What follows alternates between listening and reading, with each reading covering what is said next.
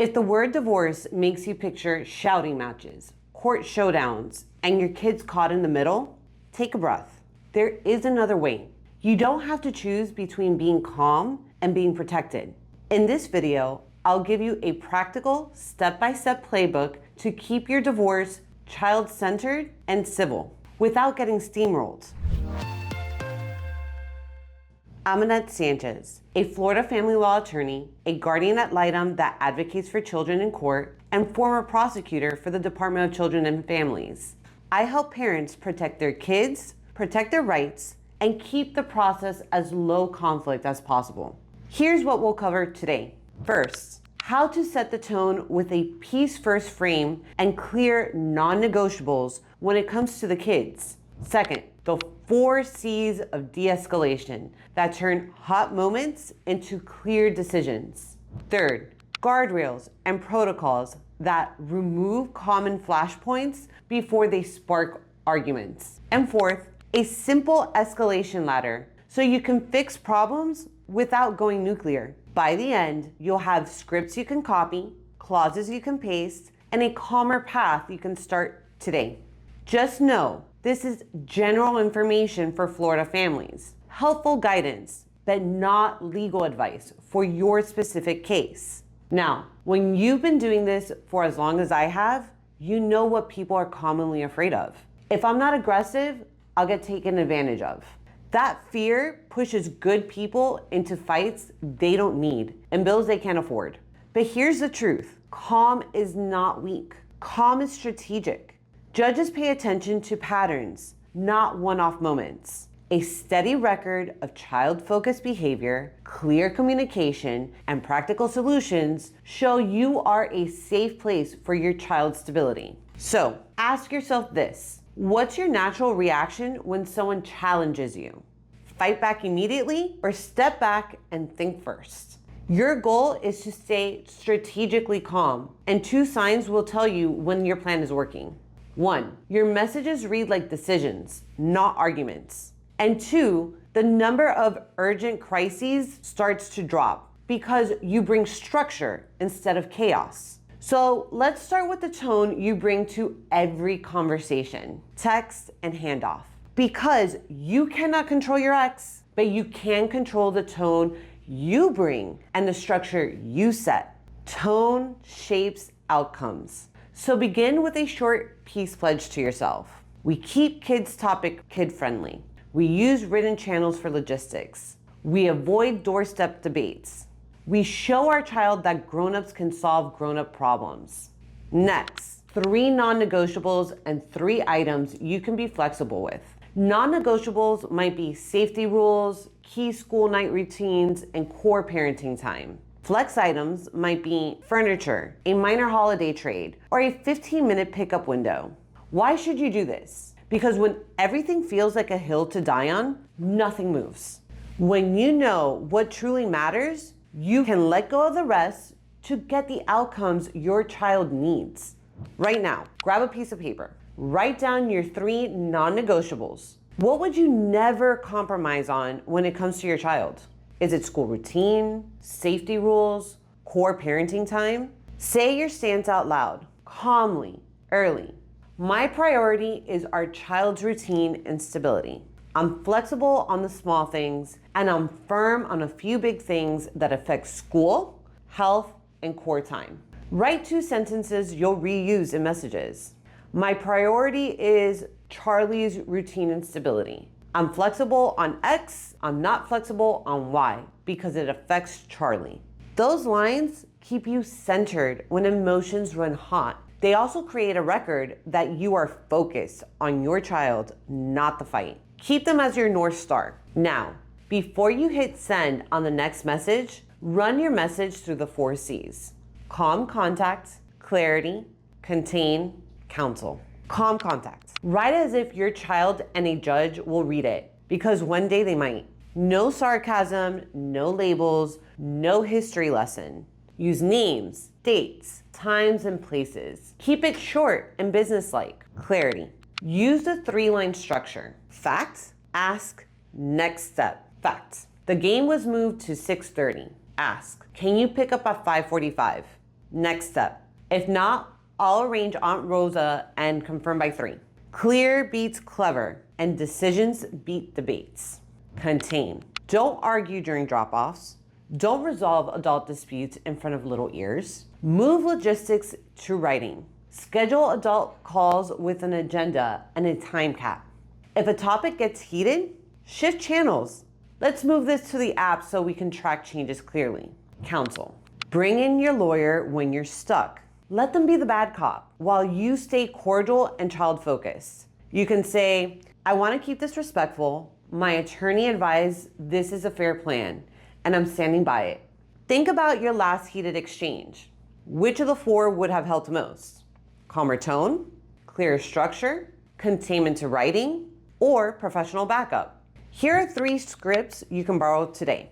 You can send a neutral invitation to keep this simple for Charlie. Can we confirm pickups Monday and Wednesday at 3:15 at school office? If not, propose an alternative by 6 p.m. You can also diffuse the situation when they send you a jab. Noted. Focusing back on the schedule. Does Tuesday at 5:45 pickup still work? And if things get heated and you need a channel shift, let's move this to the app so we can track confirmations. Here's a simple rule to keep in mind. If your messages get longer than 3 short sentences, you're probably arguing. Return to facts, ask, next step. That's a system that works under pressure. And when it comes to divorce with kids, good systems beat good intentions.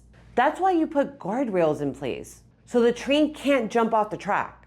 It's why I recommend school-anchored exchanges. When possible, one parent drops off in the morning, the other parent picks up after school. Another is a response time protocol you both agree to.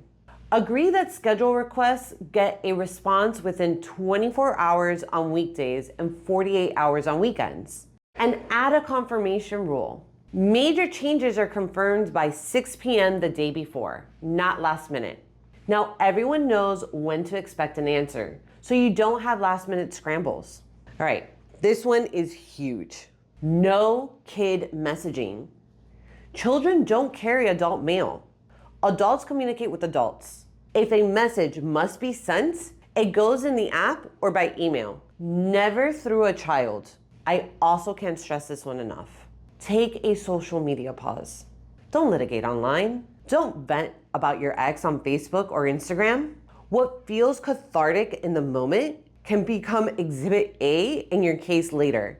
You need to protect your credibility. And have an agenda rule for adult phone calls. Keep it to 3 bullet points and 20-minute cap. If the call runs hot, end politely. Let's put the rest in writing so we can both think and respond.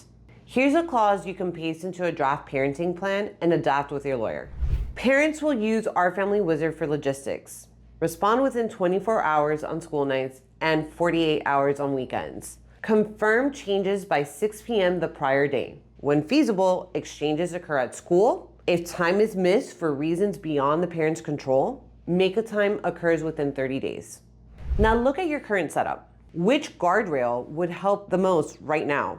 Better exchange locations, clearer response times, or written communication only? Guardrails work because you stop relying on willpower in the moment and start relying on systems. And systems are boring on purpose because boring keeps kids safe. But what about when things do go off the rails? You don't need to go nuclear when something goes wrong. Use the 4 steps in the escalation ladder to turn problems into solutions. Step 1, document. In your care log, note the date, what happened, and the impact. On March 3rd, pickup late, 75 minutes, child fell asleep at 8:10, struggled at school the next morning. Step 2, the 3-sentence report. Send a calm message with fact, child impact, ask and confirm. Fact, pickup was scheduled for 6, but arrival was at 7:15. Child impact, Alex was tired for school this morning. Then ask and confirm. Please confirm on-time pickup at 6 this Friday or propose a plan we can both rely on by 6 p.m. today. Step 3, Talk to your attorney if the pattern continues. Ask your attorney to send a brief, neutral letter. Attach your log, specify the pattern, request compliance and a solution. A gentle nudge from a third party often resets behavior without a hearing. Step 4, file a motion, but only if necessary. If the issue persists and harms your child's stability, ask the court to clarify or enforce. Seek practical remedies like make-up time, clear exchange terms, or the use of a co-parenting app. Remember, the goal is not to win the argument. The goal is to restore your child's routine. Think of one ongoing issue with your co-parent. Which step would be most appropriate right now? Document first, try one direct conversation, or do you need professional help? Now, here's an important safety note. If there's domestic violence, coercive control, or substance abuse, skip these steps and speak with a lawyer about protective measures. Safety comes first. The escalation ladder works because it is predictable. You show you tried to solve it directly. You show how it affects your child. You escalate once. You don't argue endlessly. Now, I know you probably have a few questions bouncing around in your mind. Here are the questions I often hear from my clients. What if my ex won't reply? Keep the messages short. Give a clear response deadline. If there's no reply, make the best child-centered decision within your authority and document it. If silence becomes a pattern, follow the ladder. What if they send hostile messages? Do not match their tone. Use one neutral line and a plan. Noted. Focusing on Charlie. I can do pickup at 5:45 or 6. Please confirm by 3. What if they use the kids to pass messages? Answer to the adult in writing. Please send the schedule changes directly to me in the app so Barbara doesn't have to carry messages. What if we always fight at exchanges? Move exchanges to school or a neutral public location. Keep adult conversations away from little ears. If tension is high, bring it supervised exchanges through counsel. What if being nice gets me a bad deal? You don't have to be nice to be calm. And being calm is not being a pushover. It's choosing strategy over drama. You can be peaceful and firm. You can say no respectfully. Save your energy and your legal budget for the few issues that truly matter. What if I feel overwhelmed? Build a small support team, a therapist, trusted friend, and your lawyer. Vent in safe places, not in the app. Your steadiness is a gift to your child and an asset to your case. Let's wrap this up with a clear summary. Set the tone with a peace first frame and 3 non-negotiables. But also know what you'll flex on.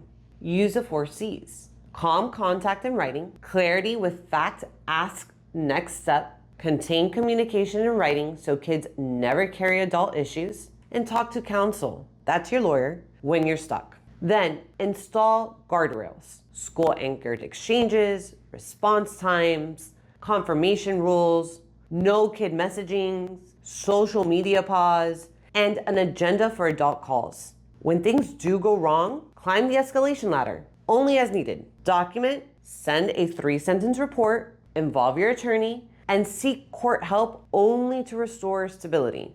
This is how you protect your kids and protect your case without a court war.